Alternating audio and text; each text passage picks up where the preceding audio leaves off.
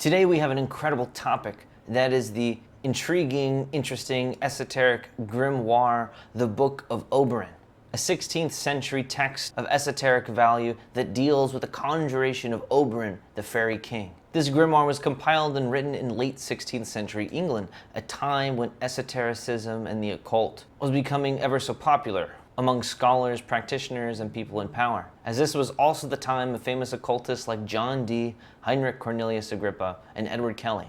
Now, within the grimoire tradition, the Book of Oberon holds an interestingly special place. It shares similarities to other popular grimoires, like the Key of Solomon and the Lesser Key of Solomon. The worldview presented in the Book of Oberon is certainly a reflection of the time in which it was written, with Christianity being incredibly prevalent.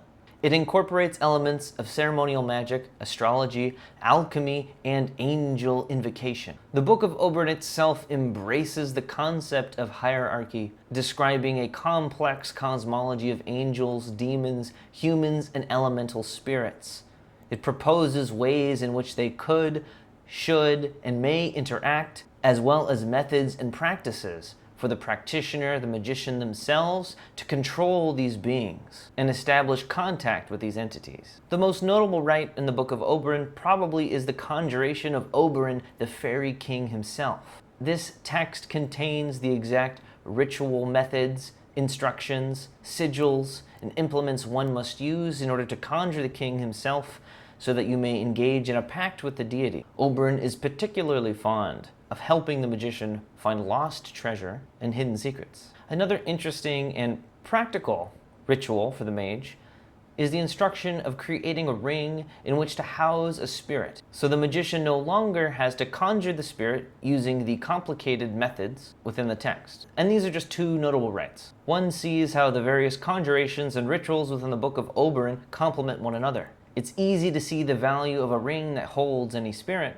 when you consider that there are methods that involve the conjuration and invocation of numerous planetary deities and spirits that must be conjured on very specific times of the day, times of the year, and even times of the specific planetary hour. It could become practically important for the magician to be able to call on these entities for their power and assistance, regardless of the astrological time in question. Overall, the Book of Oberon is a remarkable piece of the history of the grimoire tradition and provides unique insight into the spiritual beliefs and practices of the occult world in 16th century England. And if you're interested in practicing the rituals and methods contained within the Book of Oberon, I encourage you to do so carefully. And if you are to believe the text itself, it contains tremendous power, which should not be treated lightly. Thank you for taking the time to learn about the Book of Oberon today. If you're interested in joining a group of practitioners hoping to unlock and conjure the secrets of the Book of Oberon for themselves, I'll be leading a study group doing just that. But I'm excited to be sharing my 10+ years of grimoire experience with a new, eager group of study group students. Finally, please like this video, subscribe to the channel, and if you have any questions, I'll be happy to answer them. And I'm also very interested to know, if you could ask the King of Fairies for one thing, what would it be? If you enjoyed this, please like, subscribe, and share this with your fellow seekers of arcane knowledge and wisdom. As always, stay curious, keep exploring, and see you on the other side.